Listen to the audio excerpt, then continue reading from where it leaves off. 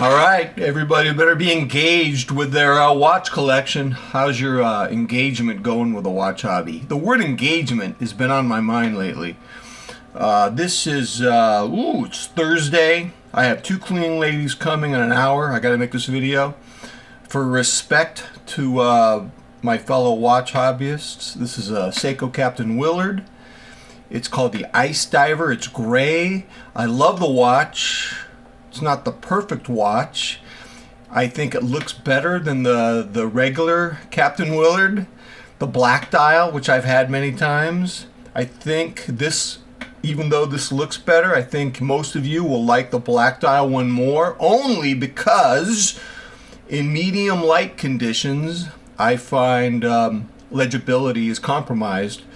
The white hands and the light gray dial, there's not enough contrast there. Is that a killer? Is it putting me into a state of despair? No. But if I was trying to get engagement with my YouTube channel, I would start melting down and crying and screaming and all these histrionics, all this drama about boo-hoo-hoo. I can barely see my dial, my Seiko Captain Will. There's a certain melodrama and fake drama and fake hyperbole when it comes to fake engagement with our watch hobby. I got obsessed with fake engagement a couple weeks ago. Here's what happened. So I teach all the student athletes at my college, and we're doing this essay on these fast fashion companies.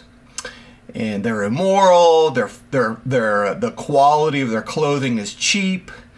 They're very condescending to girls who don't fit this real skinny anorexic look, and they're just really a toxic effect on our culture. And the students weren't getting into it, and I didn't sell it, and I was mad at myself. I wasn't selling my assignment. And I was thinking, why are they so lethargic? I'm not going to blame them.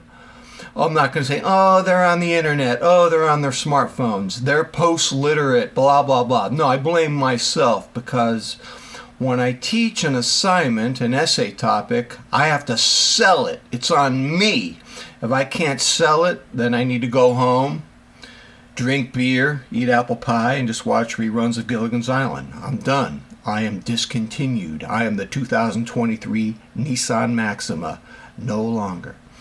So I had to sell it. And so I told the students yesterday, look, man, I can see it in your eyes, man, your lizard eyes. You do not like the assignment. So here's the thing, man. Don't look at this assignment as being about fashion, fast fashion. Because what I learned from my student athletes, and I've got the fastest wide receiver in the country, I've got the best volleyball, girl volleyball player in the country, I got some of the best water polo players. None of them are interested in fashion. They could care less. And I love that because I don't really care about it either, except for my watches. So I told them, this isn't really about fashion. What these fast fashion companies are doing is they're putting people into a fantasy called audience capture. They're hijacking young people's brains to buy their cheap, tattered clothes that tatter after a week.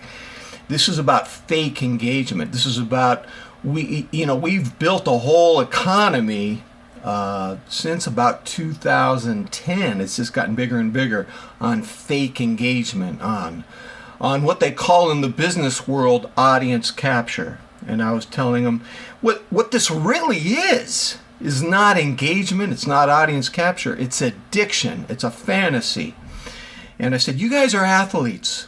You guys know what real engagement is because you have coaches, and coaches have to engage you in the best sense of the word to be engaged. They have to be a mentor.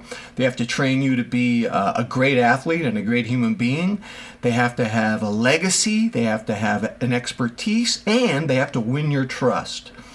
That's the engagement that I used to know back in the old days when I would take piano lessons, or when a bodybuilder at Gold's Gym in Santa Monica would tell me how to do the curls, so that I would get better biceps peak by having the pinky go higher. And my daughters never grew up with real engagement. They grew up, 2010 they were born. That's when social media created fake engagement, and it created a whole new economy. And my students got into the assignment after that because they understand that as athletes, they can't fake anything. They have to perform. They have statistics. They have wins and losses. And they have coaches who have taught them to be truly engaged. And in that regard, my student athletes are much more fortunate than just the random students who maybe not much older than my daughters, only a couple years older than my daughters now, have just grown up in this fever swamp of fake engagement, addiction, or what we euphemistically call audience capture. It sounds so pompous, audience capture. And so I started thinking, I've been collecting watches for 21 years. And there was a time in my collecting where I didn't have the internet. Well, wait a minute. I had the internet. I didn't have social media. Social media didn't start. I remember my wife was going to have our twin daughters in about 8 months. And I was in my office and I got on this thing. You might have heard of it. It's called Facebook. 2009. I started connecting with all my high school friends, and that was the beginning of audience capture. But before that, when my watch collecting started, when I got bit by the bug from a Citizen Echozilla that I saw in a watch store, before that there was like a small junior level of audience capture on TV. I used to watch what used to be called Shop NBC. And I bought some terrible watches. I remember I gave one of these diver watches to my cousin, my wife's cousin. And he said, "McMahon, I wore this watch swimming, and after one swim, it started rusting. It just rusted out, and I took it to the watch place, and it said it's worthless." So I was buying worthless watches that didn't even deserve to be called diver watches on Shop NBC. But I remember they were kind of like a precursor to the fake engagement of social media. I remember you would have these TV personalities of various, not celebrities, but personalities, people who had a modicum of communication skills. And I remember there would be a testimonial section. And I never called, but it was amazing. People would call in and say, "I bought 18 watches during your last sales drive." I don't know. They would do these 24-hour sales drives. Actually, they called them events. They were events. And there were kiosks with confetti and Hawaiian themes. And they would often go to locations. There were events. And there would be special sales. You could see the clock ticking. "Oh, if the clock's ticking, I'm Jack Bauer in 24. I only have 5 hours left to spend $300 on this reserve diver watch." Wow. And so people would call and give testimonials. And it was kind of sad because you just got the sense that this guy was living in his mom's basement. And he had just bought 32 watches. Probably should have used that money to get a master's degree in communications or something. Or maybe a tech degree or something. Maybe a little computer science. I don't know. But these guys would call and they would boast. And I don't even know how you could boast. Because I felt like an idiot after giving my cousin this watch that rotted out from the inside and rusted. I was ashamed. I wouldn't call. And they would call and just say, "I'm surrounded by 492 of these beautiful watches." And then they would get validation and taste validation from these TV personalities. And they would feel that they belonged to the club. and they would have these imaginary friendships with the TV personalities. And what's amazing is that this engagement was so fake. It was such a precursor to the parasocial relationships that would just be on steroids when we started collecting watches in the fever swamp of the internet. And it made me think that it took me so long to figure out what I like. I like retro watches, Seiko Divers for me, but I don't think Seiko's the only game in town, because I've really enjoyed wearing Tudor Pelagos and Tudor Black Bays. And some of you have told me, it took me years. I was flipping, and I finally got a Black Bay 58, or I got a Tudor Pelagos, or both in the case. And now I'm happy. And so I'm not saying Seiko's the only game in town. It's what I feel. It's my place. It's my hangout. I hang out in the what do they call them? Seiko recreations from the 60s and 70s. It took me 20 years to figure that out. I spent tens of thousands of dollars figuring that out. Was it fun? I don't know. I need to convalesce for another 5 years and process what I went through being in the fake engagement of the fever swamp. The good news is, for myself and for you guys who are watch hobbyists, and you know this, I think when you're a watch guy or a watch person, I think there really is a core, authentic connection to watches that would exist outside of the fake engagement, the fever swamp of social media. And a lot of commiseration I've had with fellow watch hobbyists confirms that. And I'm not, social media is a mixed bag when it comes to, I don't even like saying the term social media. It sounds trite, sounds hackneyed. But these platforms that create audience capture. We were talking about audience capture, and one of the defensive ends, super smart dude, he says, yeah, I watch a lot of mukbang videos, people eating. And he goes, have you seen these, McMahon? I go, yeah, I've seen people eating lobster dipped in butter. They're getting lots of audience capture. Some of them die prematurely, and it's all entertainment, right? And I was telling them what's crazy about audience capture and fake engagement, and the student athletes, they related to this. It's the demon. You feed the demon, you just make the demon hungrier. And I was that way with watches. The more watches I would buy, the hungrier the demon got. There have been times in my life when I couldn't keep track of the tracking numbers or the countries of origin where the watches were coming. But that's like a self-esteem boost. You feel important. You've got tracking numbers, and the companies are emailing you and giving you updates, and you feel like a very important person. And getting signing for the delivery makes you feel important, like you're engaged with something of significance. But you're really just an addict.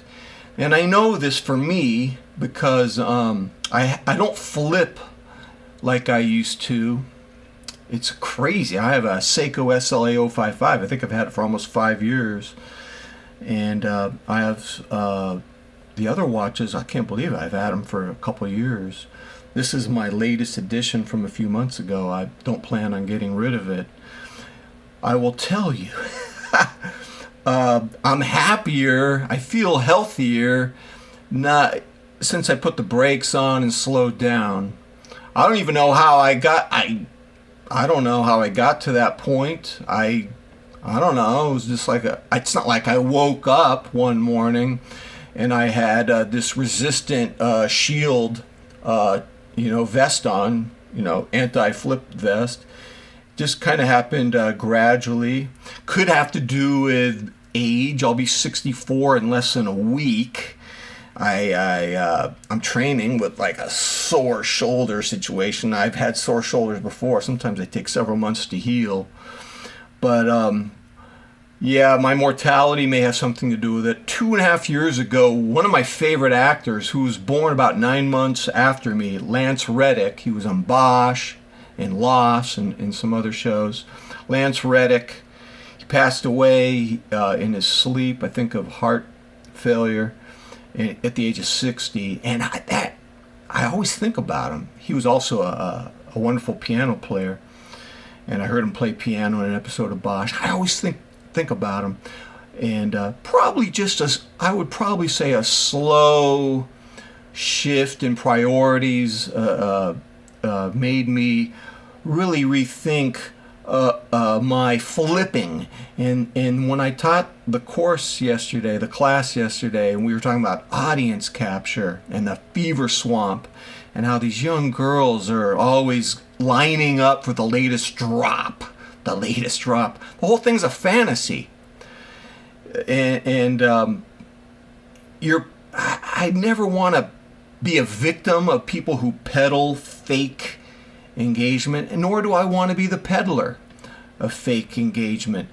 I love watches. I want to celebrate the watch somehow in a place of real engagement. What's wrong with being in wonder of an amazing watch? I still have nostalgic memories of that first gen Seiko Monster called the Black Monster. And I remember, because I was so attenuated to these large 60 millimeter watches, here I had this 42 millimeter watch called the Seiko Black Monster, and I was thinking, I love this watch, but why is it called a monster? It's not a monster. It's this kind of small, modestly sized diver watch. It really created some cognitive dissonance for me at the time.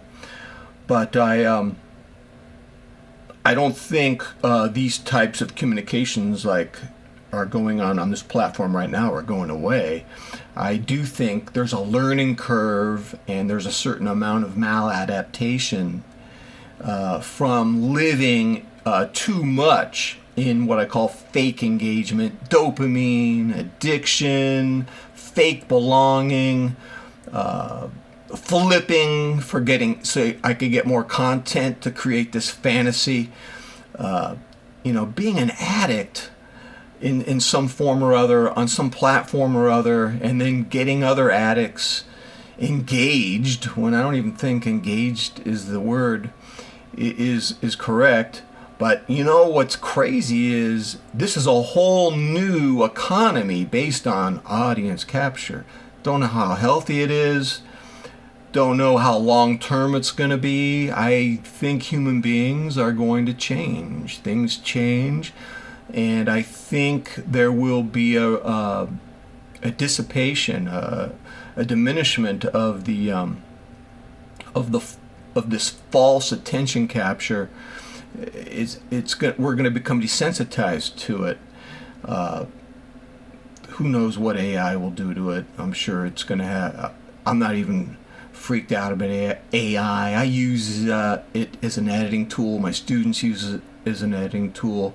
I just think we're going through a learning curve. We're going to have to adapt to all these technologies. But I finally got the students interested in the topic because they're athletes and they understood the difference between real engagement and fake engagement. So here's my question for you.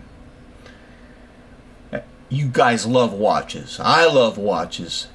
Do you get the sense that there's like a line that has to be drawn between your real enchantment, your wonder, that little childlike curiosity for beautiful, well-made watches? I'm thinking of the Tudor Pelagos GMT Zulu Time, which I don't even know if I could wear that because you can only wear that on a NATO. But that's just, I hope my wonder for that is genuine and real, not just some kind of marketing hype. And do you wonder, like, do I really love watches, or have I gone too deep into the fever swamp of audience capture so that the engagement is fake, or has his fake engagement warped or distorted my ability to understand what kind of watches I really like, and has prevented me from slowing down so I can process the watches that I really like. Remember, it took me 20 years to realize that I like retro style divers, which I've been wearing on straps lately. All right, ladies and gentlemen, tell me what you think. I'm going to work out with a sore shoulder, and I'm going to be grateful for it, right? That's right. Until next time, I'm out.